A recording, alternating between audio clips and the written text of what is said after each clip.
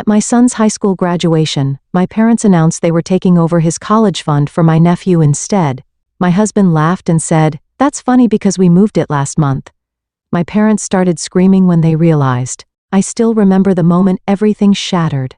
We were at my son's high school graduation dinner, sitting in a nice steakhouse we had saved up for because despite everything, I still wanted my parents to be there for this milestone. My son Ethan had worked so hard, pushing through AP classes, extracurriculars and part-time work, and he'd been accepted into his dream college. This dinner was supposed to be a celebration, but my parents, they had other plans. Right after the waiter set down our drinks, my mom picked up her glass, smiled, and tapped it with a fork. She stood up, clearing her throat, and with a big, self-satisfied grin, she said, "Well, we have an announcement. We've decided that Ethan's college fund will be going to his cousin Jason instead. He needs it more." Silence. I froze. My husband Mark tightened his grip on his fork. Ethan's face went pale. My younger daughter sitting beside him looked between us, confused. My dad nodded along as if this was some perfectly reasonable decision, adding, "It's what's best for the family. Jason's had a rough time and this will really help him get his life on track." Jason, my nephew, my brother's son, the kid my parents had always favored over my children. The kid they had bailed out of trouble over and over again. I could feel the heat rising in my face. Years of biting my tongue, of letting my parents dismiss and undermine my kids, of being treated like an afterthought compared to my brother. It all started to boil over. Mark, however, was faster. He leaned back in his chair, took a sip of his beer, and chuckled, a low, amused chuckle. Then he said, "That's funny because we moved it last month." My mother blinked. My dad's smile wavered. "What?" my mom asked, her voice sharp now. Mark grinned and said, "Yeah, we saw this coming. So we moved Ethan's college fund out of their reach weeks ago." Then, everything exploded. My mother's face turned red so fast I thought she might pass out. "You had no right," she shrieked. My father slammed his hand on the table, rattling the silverware. "You can't do that. That money was meant for family." I finally found my voice. "Ethan is family, and that fund was his. You had no say in it. You are being selfish," my mom spat. "Jason needs this. You know how hard things have been for your brother. We are fixing things for him, and you are ruining it." That was when it really sank in. They had never planned for that money to be for Ethan. Not really. They had always been waiting for the right moment to swoop in and take it. I glanced at Ethan, who was staring at them with pure devastation. He had grown up knowing his grandparents didn't favor him, but this was different. This was proof that in their eyes, he didn't even matter. And that broke something in me. "Fixing things," I repeated, my voice shaking. "You mean the way you fixed things last time Jason stole from us? Or the time he got arrested and you paid off the charges? Or the time he wrecked my brother's car and you bought him a new one?" My dad growled, "That is not the same thing. Jason has been struggling. Your brother is a single father doing his best. And I'm a mother doing my best," I shot back. "And you just told my son, on one of the most important days of his life, that his future doesn't matter, that you were stealing his chance at the life he worked so hard for," my mom scoffed. "Oh please, Ethan can take out loans like everyone else." That was it. That was the moment I knew there was no coming back from this. Ethan stood up so fast his chair scraped against the floor. "You know what?" he said, voice trembling but strong. "I don't need anything from you. I don't need your money, and I definitely don't need you in my life." Mark stood too, putting a hand on Ethan's shoulder. "Let's go," he said, his voice steady, calm. "We don't owe them another second of our time." I stood up as well. "This was your last chance," I told my parents. "You have shown, again and again, who you are. But today, you made sure we'll never forget it." And with that, we walked out. They screamed after us, called us ungrateful, said we were tearing the family apart. But as I looked at my son, his head held high despite the pain in his eyes, I knew we had done the right thing. What I didn't know was just how far my parents would go to try to get that money back. We left that restaurant knowing things would never be the same, but I had no idea just how far my parents would go to get back at us. At first, it was just phone calls. Endless, furious voicemails from my mom screaming about how we had betrayed the family. My dad left a few too, gruff and filled with anger, saying things like, "You'll regret this." My brother, who had stayed out of the argument that night, finally sent a text 2 days later. "I don't know what's going on, But Jason needs that money more than Ethan does. You're being selfish. That was all he said. No questions, no attempt to understand. Just, you're being selfish. I didn't reply. Then the real trouble started. The bank call a week after the dinner, Mark got a call from our bank. I was in the kitchen when I heard him say, "Excuse me? What withdrawal?" I froze. My stomach dropped. The call lasted another minute or two, and when Mark hung up, his face was tight with anger. They tried to access Ethan's fund. I grabbed the counter. Who? Your parents. They called the bank, pretending to be us. Said we had given permission for a family emergency withdrawal. I couldn't even breathe. Did they? Mark shook his head. Bank flagged it. Said something felt off and called me first. I wanted to scream. The nerve of them. The absolute audacity. I didn't even hesitate. I grabbed my phone, found my dad's number and called. The moment he picked up, I let loose. "You actually tried to steal from us?" I said, my voice shaking. "What is wrong with you?" My dad didn't even sound guilty. "You left us no choice," he said. "We wouldn't have had to do that if you weren't being so unreasonable." I nearly threw my phone across the room. "Unreasonable? You tried to commit fraud. It's our money," my dad snapped. "We contributed to it." That stopped me cold. "What?" My mom's voice cut in. "You think you did all of this on your own? You think we never put anything in that fund?" My hands clenched into fists. "You never gave a single cent to Ethan's fund." "You're remembering wrong," my dad said smoothly. "And if we were to bring this to court, I guarantee they'd agree that we have a right to it." My blood ran cold. Mark must have seen my face because he stepped closer. "They wouldn't," he said. "They don't have a leg to stand on." But I wasn't so sure. Because my parents, they were liars. Bold, manipulative liars. And if they were willing to go this far, what else were they planning? The legal threat 3 days later, we got our answer. I was pulling into our driveway when I saw a thick envelope sitting on our doorstep. I picked it up, and the second I saw the return address, I felt sick. It was from a lawyer. I ran inside, my hands shaking as I tore it open. Mark was in the living room. "What's that?" I scanned the first page, and then the second. And by the third, my hands were shaking too hard to hold the papers steady. "They're suing us," I whispered. Mark's head snapped up. "What?" "They're claiming they co-funded Ethan's college savings and that we illegally transferred the money without their consent." My voice grew shrill. "They're saying they own part of the fund." Mark stood up so fast his chair scraped against the floor. He grabbed the papers from me, eyes narrowing as he read through them. "This is complete bullshit," he muttered. But I wasn't so sure, because my parents were good at one thing: lying, twisting reality until they made themselves the victims. And what scared me most was that, in a legal battle, they might actually win. The proof they had over the next few days, we scrambled to gather every piece of documentation we had, bank statements, transfer records, every single deposit we had ever made into that account. And then my parents dropped their bombshell. At the next lawyer meeting, they produced a receipt from over a decade ago, a single deposit of $2,000 into the fund from when Ethan was a baby. They sat there, smug as anything, as their lawyer argued that because they had contributed anything to the fund, they had a right to contest where the money went. $2. $0? I repeated, nearly laughing. "You think that gives you control over the entire fund?" My mom smiled sweetly. "It was a contribution. And without it, you wouldn't have had the foundation to save as much as you did." I saw red. Mark, thankfully, was calmer. "So let me get this straight," he said. "You think that just because you gave a one-time gift over a decade ago, that you now get to decide who it goes to?" My dad nodded. "Exactly." I could have screamed. The first loss, it took weeks, but the court eventually ruled that while my parents had no control over the fund, their $2,000 had to be returned to them with interest. It was a small win. At least they couldn't touch the fund, but it still felt like a loss. Because the message was clear: my parents were willing to go to any length to punish us for saying no, and they weren't done yet. The next attack, not even 2 weeks after the court ruling, Mark walked into the house, his face pale. "They reported us," he said. I blinked. "What?" "To the IRS. They're claiming we committed tax fraud." I stopped breathing. They told the IRS that we had been hiding money and misreporting funds for years.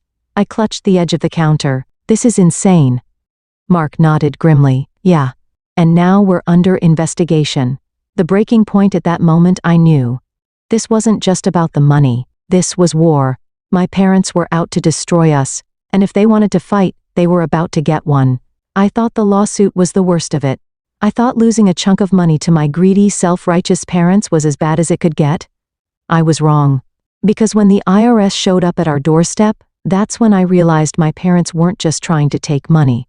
They were trying to ruin us. The IRS investigation, it started with a letter. A cold, formal notice stating that our finances were under review due to a report of suspected tax discrepancies. Mark was the first to read it. He exhaled sharply and handed it to me without a word. I scanned it, my hands trembling. "This can't be real," I whispered. "Oh, it's real," Mark muttered. Then came the phone call. A polite but firm IRS agent explaining that an anonymous tip had flagged us for hidden assets and fraudulent fund transfers. We knew who was behind it. But proving it? That was another story. For the next few weeks we were drowning in paperwork, pulling up years of tax records, bank statements, and anything else that might clear our name. We were lucky our finances were clean, but that didn't mean the investigation would be easy. The worst part? It affected Ethan's financial aid. His college flagged his account due to the IRS review, putting a temporary hold on his scholarship disbursements. My parents didn't just try to take his college fund, they tried to take his future. That was my breaking point. If they wanted war, I was about to bring them hell. The first strike I started digging, I knew my parents had secrets. I grew up watching them bend the truth, twist stories, and manipulate people to get their way. And if they wanted to play dirty, so could I. It didn't take long to find something interesting. See, my parents always acted like they were so responsible, like they were the financial backbone of the family. But what they didn't know was that years ago, Mark had helped them set up a small rental property investment. He had handled the paperwork, the tax filings, everything. And guess what? They had been underreporting their rental income for years. They thought they were invincible, but they had been sloppy. I made a call. The retaliation, I didn't report them directly, at least, not yet. First, I let them know what I had found. I called my mother. She answered on the second ring, her tone smug. "Oh, so you're finally ready to apologize?" I almost left. "No. I'm calling to let you know that I found the real tax fraud in this family." Silence. Then she scoffed. "What are you talking about? Your rental income? You know, the money you forgot to report for the last 15 years. Her breath hitched. "You have no idea what you're talking about." "Oh, I do," I said, my voice cold. "And so does the IRS. Or at least, they will, unless you drop this bullshit and call off the dogs." The shift in her tone was instant. "You wouldn't." I smiled. "Try me." She didn't say another word before hanging up. 2 days later we got a call from the IRS. Our case?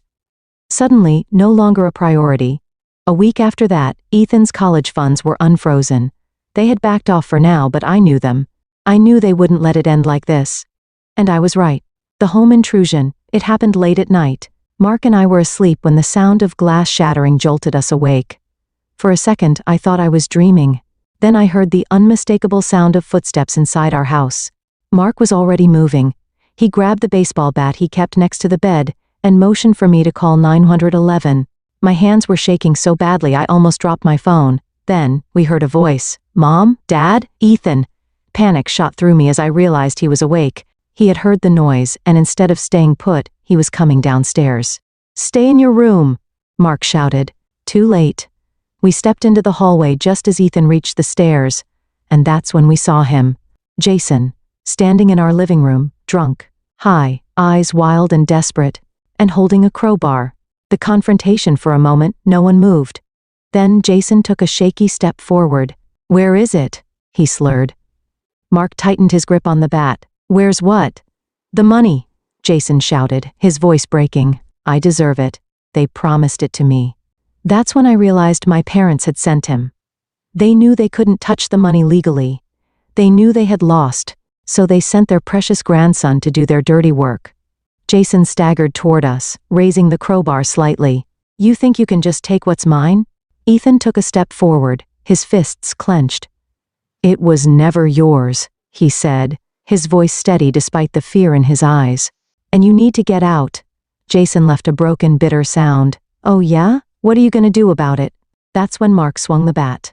He didn't hit Jason, just the wall beside him. Hard. The sound was enough to snap Jason out of his drunken haze. He stumbled back, eyes wide.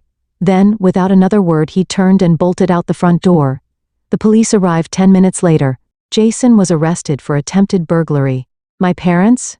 They bailed him out before the sun even came up. And then, my mom had the audacity to call me. "You've gone too far," she hissed. "You had him arrested?" I almost laughed. "He broke into our home with a weapon. That's on you." She was quiet for a long moment. Then she whispered, "You'll regret this." And for the first time, I truly believed she meant it. Because this wasn't over. Not by a long shot. The family gathering that turned into a war zone 2 weeks after the break-in, my brother reached out. He wanted to meet. "It's gone too far," he said over the phone, his voice exhausted. "Mom and Dad are a mess. Jason's a mess. We need to talk." I almost left. Now he wanted to talk? After sitting back and watching while our parents tried to steal from my son, after letting them manipulate and use him like a pawn? But Mark convinced me. "Maybe this is our chance to end it," he said, "to get some real answers." So against my better judgment, we agreed. The family meeting was set for that Sunday at my parents' house. It felt like walking into a battlefield. Mark and I arrived first, with Ethan refusing to come. "I'm done with them," he had said simply. And I didn't blame him. My parents sat stiffly on the couch, their expressions cold. My mom's face was drawn, her lips tight. My dad wouldn't even look at us. Then my brother walked in with Jason. I tensed immediately. Jason looked awful, gaunt, with dark circles under his eyes, his usual cocky arrogance replaced with something more fragile. My mom gestured for us all to sit, but I stayed standing. "Let's get this over with." My brother sighed. "Look, we all screwed up." Mark scoffed. "We screwed up." "I didn't mean it like that," my brother said quickly. "I mean, this isn't what Mom and Dad wanted." I let out a bitter laugh. "They wanted to steal from my son. They wanted to use Jason to break into our house. So please, tell me, what exactly did they not want?" That's when Jason spoke. His voice was hoarse. I didn't mean to hurt anyone," he muttered. I thought it was mine." His words made my stomach turn. "You thought it was yours? Why?" He swallowed hard and looked at my mom. And that's when I saw it. The guilt. My mother wouldn't meet my eyes. Mark saw it too. He sat forward, his voice dangerously calm. "Tell us, Jason, why did you think it was yours?" Jason hesitated, glancing nervously at my mother. That's when it hit me. "Oh my God," I whispered. "You told him, didn't you?" My mother flinched. I turned to Jason, my heart pounding. "They told you it was already yours, didn't they? That Ethan's fund wasn't just being given to you, but that it was yours all along." Jason's eyes darted back and forth, his face pale. My mom spoke before he could. "We had to," she snapped.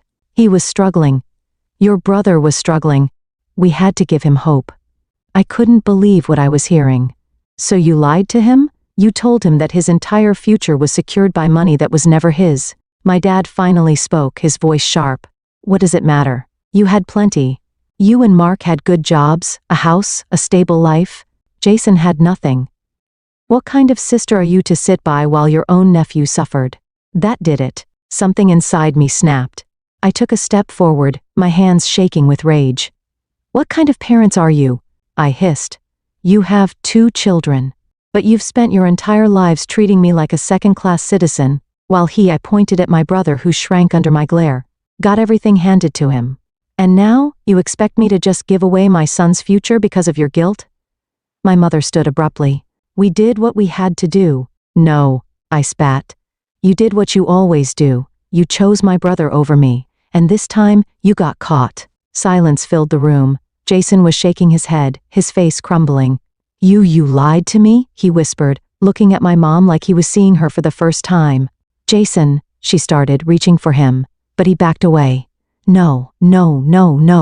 "You promised me," he whispered. His breathing became erratic. "You swore I wouldn't have to worry about college, that I was set." He looked at my dad. "And you knew?" My dad's silence was answer enough. Jason let out a shaky laugh. Then he turned to me.